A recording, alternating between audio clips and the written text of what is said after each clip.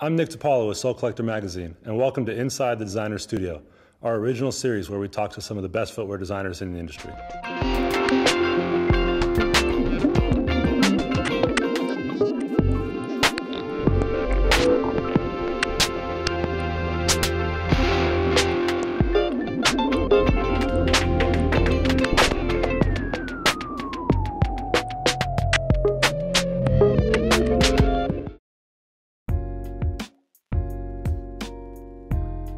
And you brought like the Half Cent, Zoom Rookie, Penny 5, which are all new extensions of older series. Yep. Can you just talk about like some of the things that you really wanted to celebrate as it comes to the design language from Penny's line?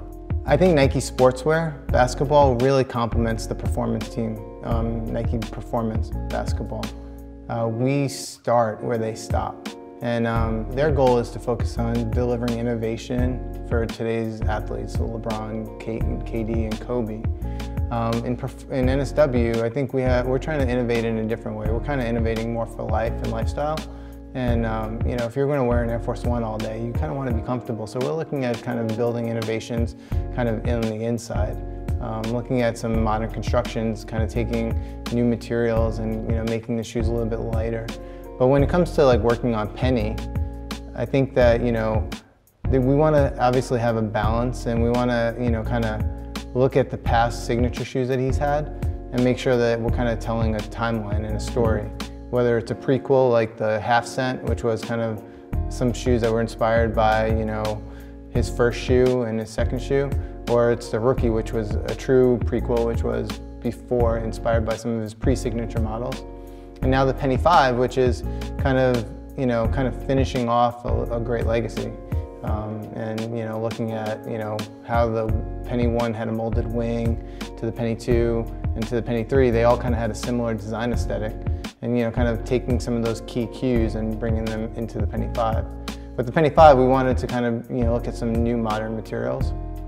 So you can see in the upper, there's a combination of fuse and buck, a new buck, kind of like nice complement. They complement each other really well.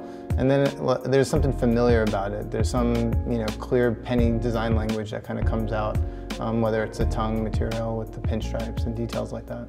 And as a designer, what's it like just working with Penny? I mean, Avar and those guys are working with Kobe, and Jason Petrie works with LeBron, but you're really the guy that works day to day with Penny. What's it like working with him and getting his feedback throughout the process? Penny's great. He's really involved in his products. Anytime we create the first project, it's just starting off, with a phone call. How's everything going? Checking in, seeing how he's feeling. Just see what he's thinking about in terms of a new silhouette. We talk a lot about materials and fabrications. What I love about Penny is he has a lot of great ideas in terms of color. Some of the products that come to market, were truly inspired by him. Whether it's the Memphis Blues or the Reds, and he'll talk about, he still continues to play, and so he looks for products that he can still wear on court. But really what we're trying to do is deliver a strong point of view for him off court.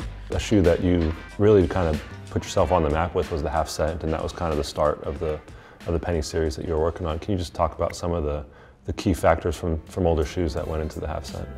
Yeah, so basically what the Half Cent is, I started this probably in late 2007, and I think it came out in 2009, and at that time, hybrids didn't really exist at that point. And so this was one of the first hybrids that we did in Nike Sportswear, where it kind of combined, maybe the Penny 1 with the Penny 2 top line, and some other classic iconic details. And so, for me, it's trying to find that right balance of what the hero and the icon is, and then, kind of like working around that. So for me, kind of finding that Penny 1 shape was really strong, and then I wanted everything else to kind of frame out around that. And we looked at, Penny's history with Nike, and one of the things that I always loved was Little Penny. And Little Penny is just kind of like a classic detail that we wanted to kind of play up, and just his personality and his attitude. And I think he just he had a great time, whether it was him with Tyra Banks or Spike Lee, and all those classic commercials that Nike did back in the 90s. And as it relates to Barkley and some of the other athletes that you guys are starting to get into, Gary Payton as well, how are you guys starting to build out the franchise with other athletes from the past? Yeah, so I think obviously Penny has been pretty, we've covered off on Penny for the last pretty much 10 years, continuing to deliver signature products for him. But I think over the next few years, we're looking at what other athletes can surround him and complement him. Gary Payne, I think, being one of the key guys right now, and as well as Charles Barkley. But with Gary Payton, I think he has such a great personality, and he just continues to feed us with information. We met with him in April, and he came out to campus, and just that 2-hour meeting that we had with him, it was a gold mine, and we were able to kind of get a ton of information from him that I think you're going to start to see in some of the upcoming products. And you've been a designer for basically more than a decade now. What's been some of the biggest changes, whether it's in materials, constructions, general trends in footwear? What's been some of the biggest things that have shifted along the way? The biggest game changer for me was the Foamposite. 1998, and I remember being one of the only guys that had them. And you had an original pair? Yeah. For 180 bucks? Yep. Okay. I still wear them, actually. That's awesome. So, and and just looking back, I think the Foamposite was one of those shoes that kind of, changed the industry, and it was, it was molded, 3D molded, and it had a skin on it, and the colors were, pretty much insane.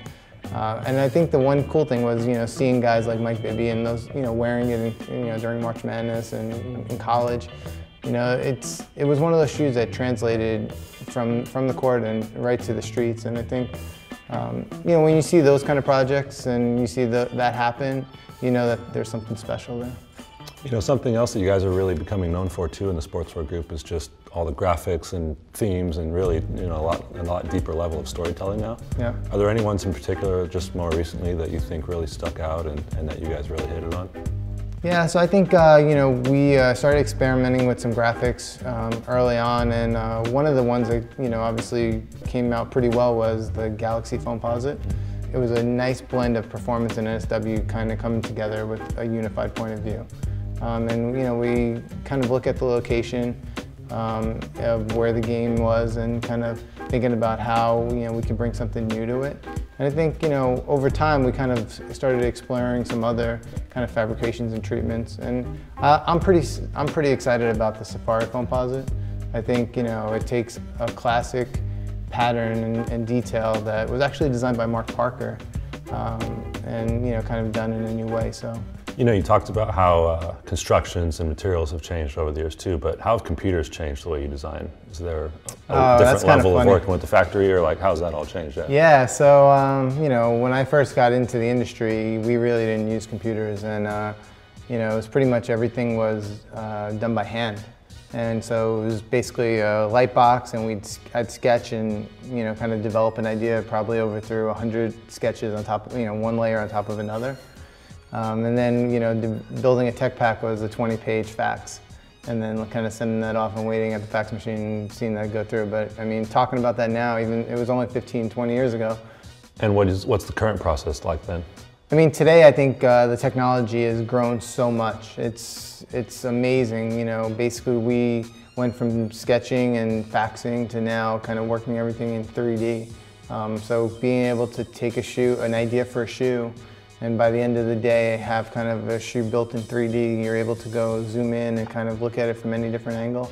And then the next morning have a printed part, sitting on your desk is amazing. So things that probably would have taken, 6 weeks in translation, and factories shipping stuff, to having stuff done within 24 hours, wow.